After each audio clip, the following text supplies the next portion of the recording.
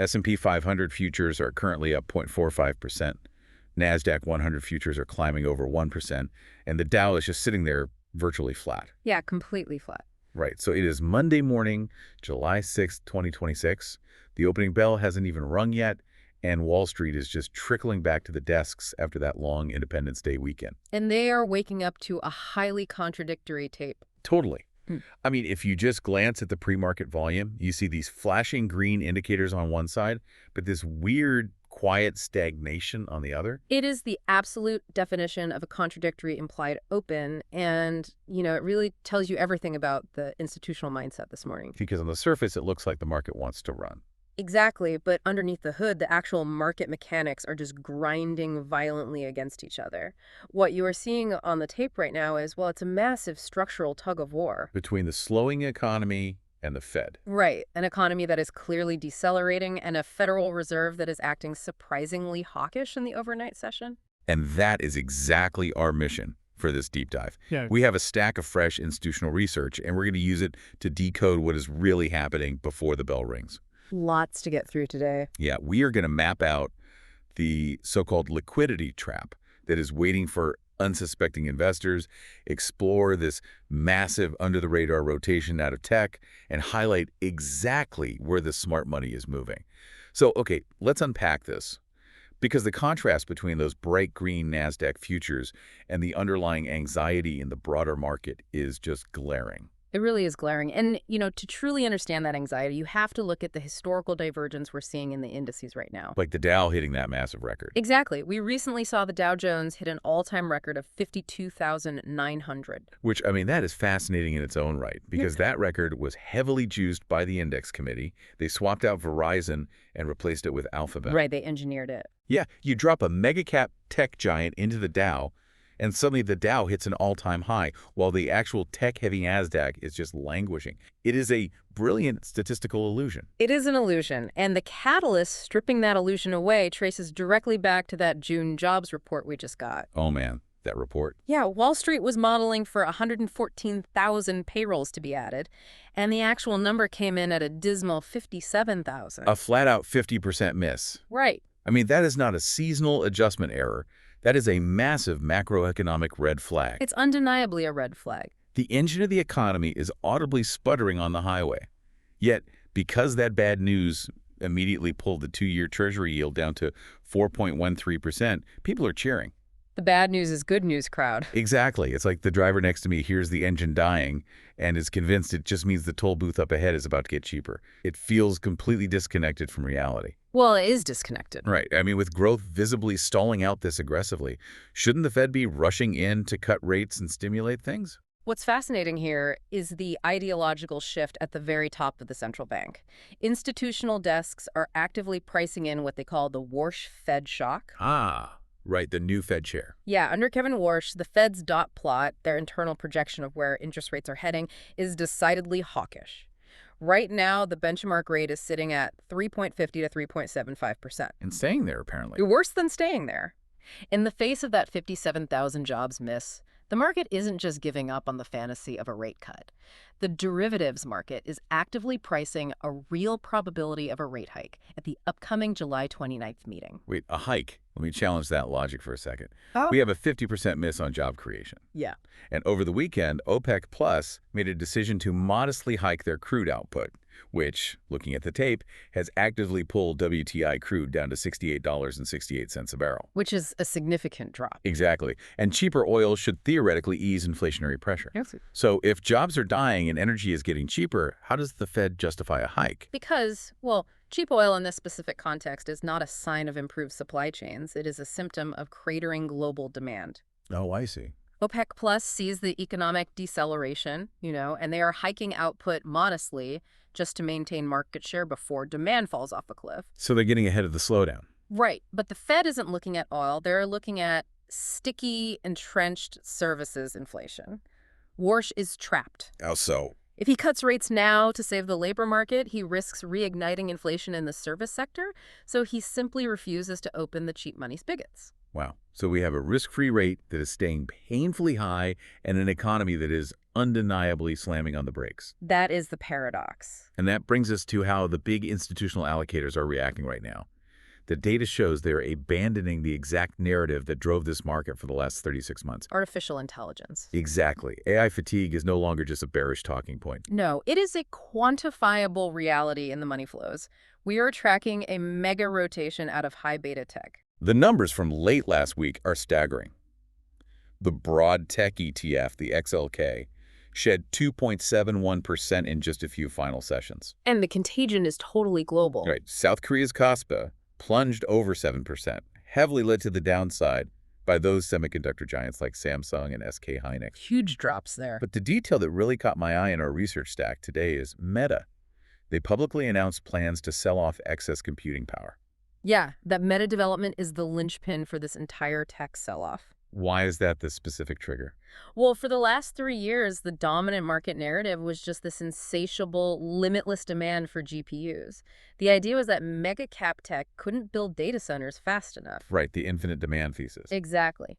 Now, one of the primary architects of the AI rollout is effectively signaling they have overcapacity. But wait, let me push back on that. Meta is a massive, sophisticated company. Couldn't selling off excess compute just be, hyper-efficient asset monetization? It could be. I mean, if they have idle GPUs during off-peak hours, leasing them out is just smart business. Wow. Why is Wall Street treating that as an immediate red flag for the entire sector?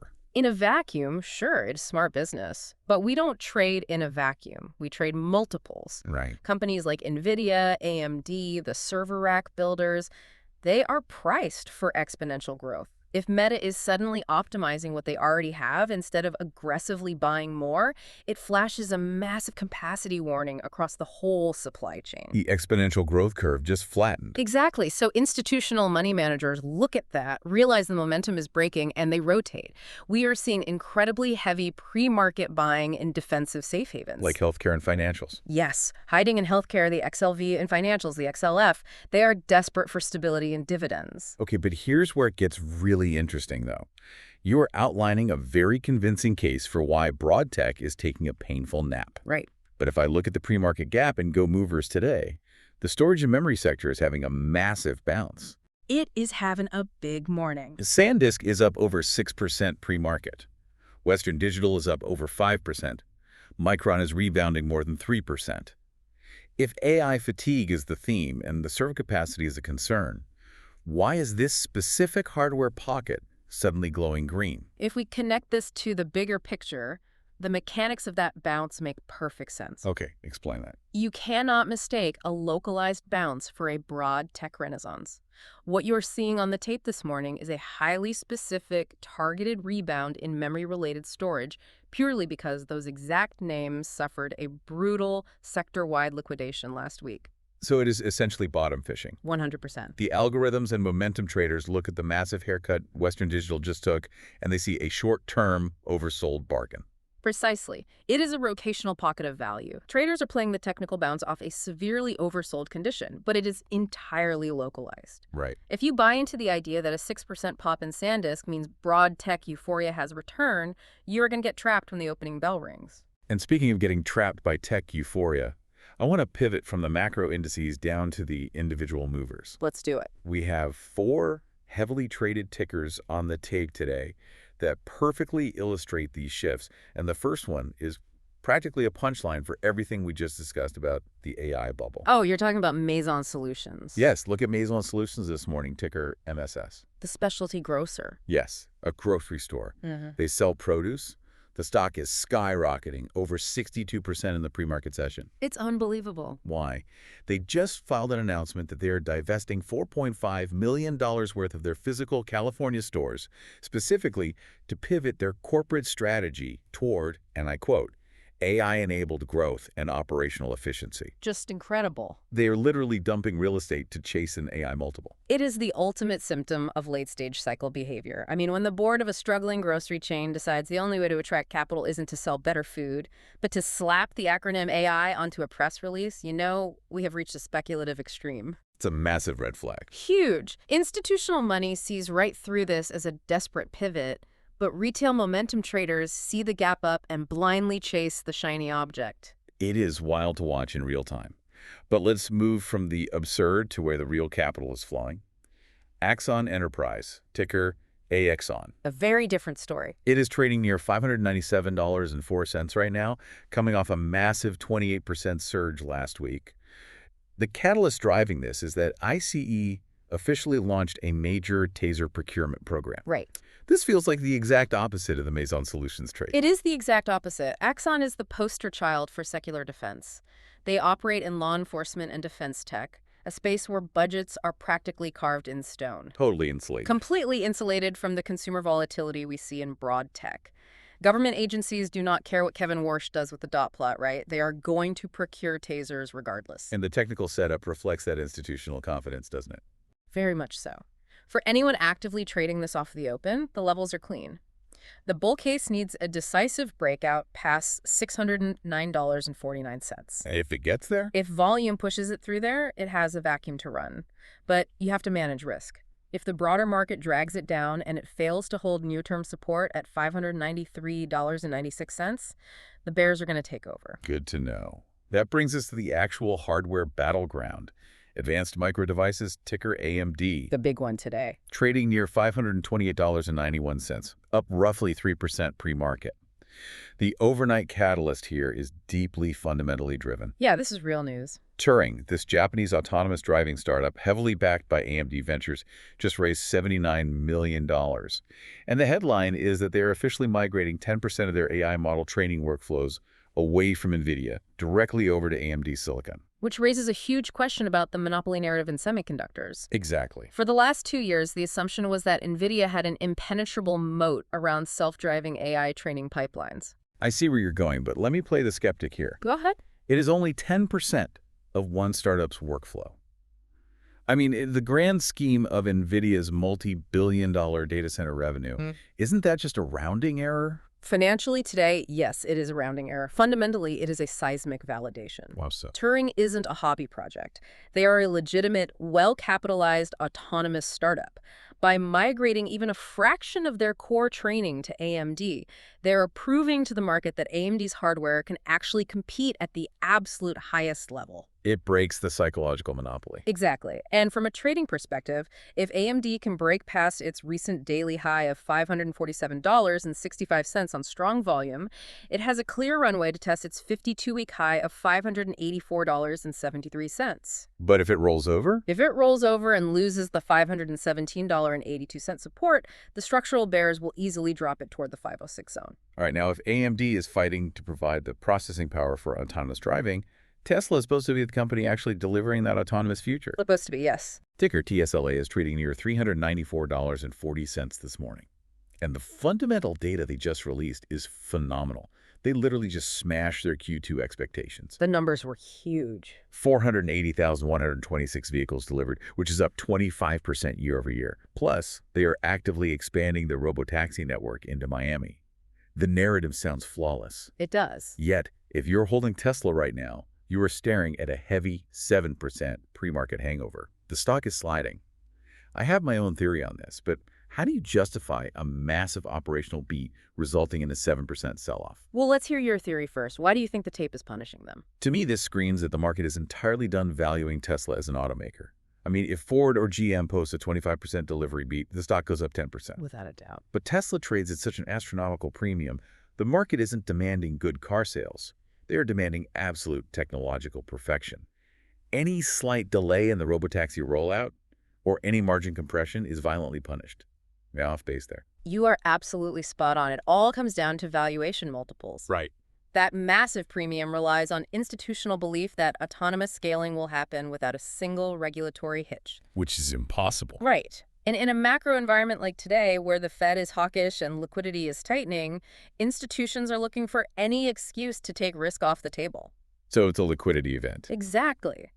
A great delivery report simply becomes a liquidity event. It's a sell news reaction.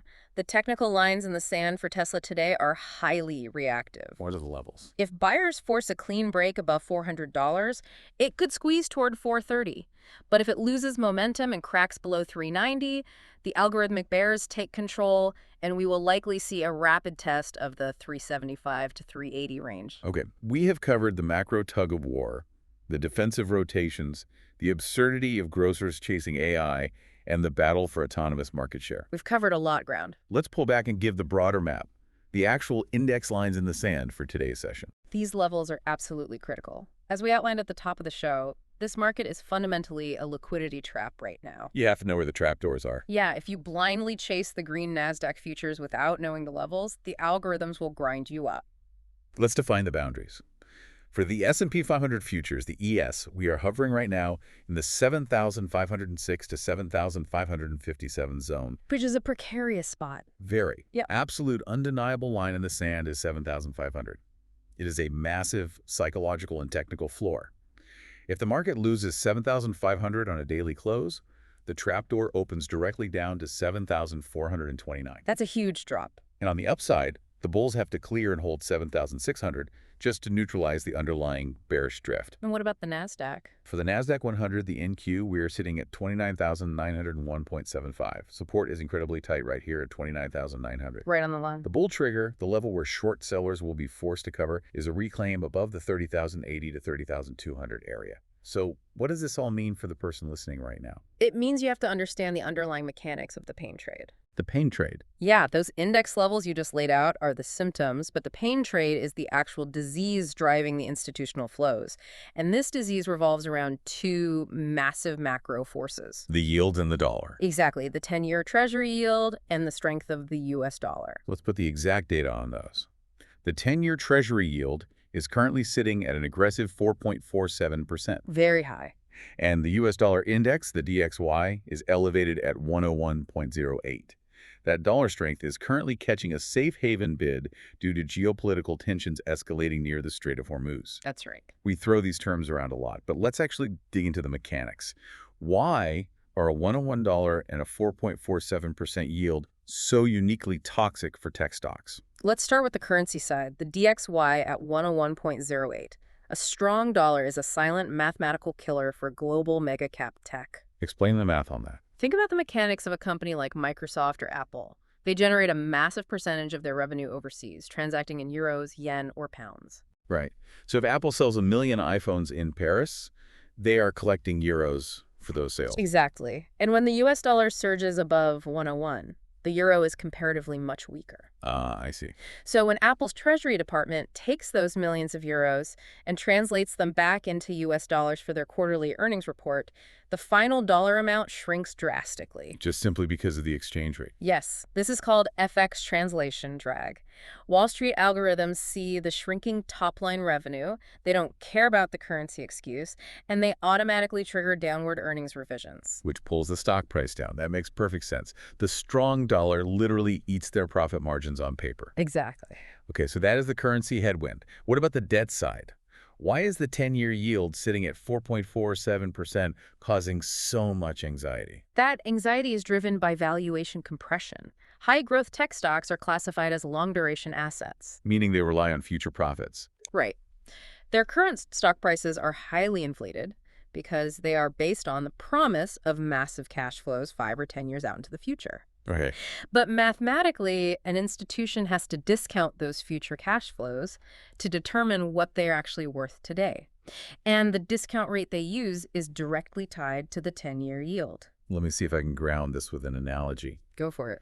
It sounds like holding a long-duration tech stock right now is like my uncle handing me a 10-year promissory note for $1,000. Okay. If the bank down the street is offering me 0% interest on my savings, my uncle's future $1,000 looks pretty attractive, so I'll gladly pay a premium for that note today. Makes sense. But if that 10-year yield you just mentioned is suddenly guaranteeing me nearly 4.5% practically risk-free in a government bond, my uncle's future money is fundamentally worth much less to me right now.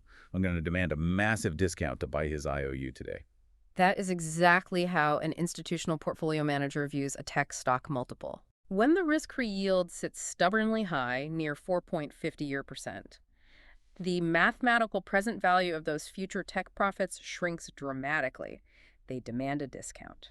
And this is exactly where the trap snaps shut on the retail investor today. Because retail is trading a narrative from 2 years ago. Yes, they are. Right now, retail momentum traders are aggressively buying the dip in tech. They see the Nasdaq futures green and they buy. Big mistake. They are operating on the outdated assumption that inflation is dead, rates have peaked, and the Fed is going to cut, which historically means you buy tech. Right.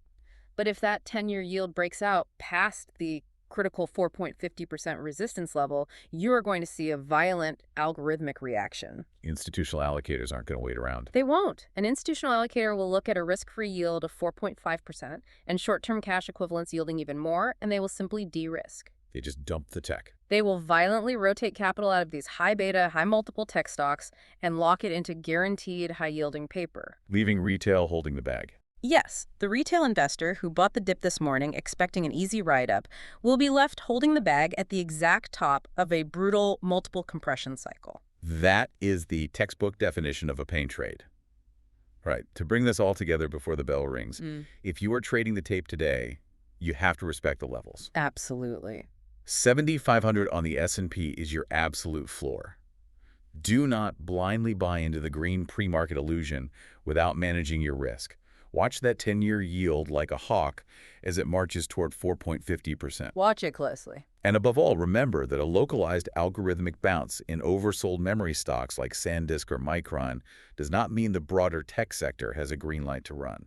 I will leave you with this final thought as you set up your screens. Please do. If that risk-free rate does break and hold above 4.50% this week, you have to look at your portfolio and ask yourself a very hard question.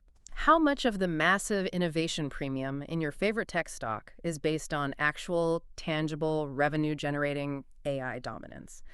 And how much of it was just a psychological illusion created by a zero-interest, cheap money era that Kevin Warsh's Federal Reserve has now firmly and permanently closed the door on? That is the multi-trillion-dollar question. A sputtering economic engine hidden underneath a shiny AI-branded hood. Thanks for joining us for this deep dive into the pre-market tape. Keep your eyes on those yields, manage your risk tightly, and we will see you next time.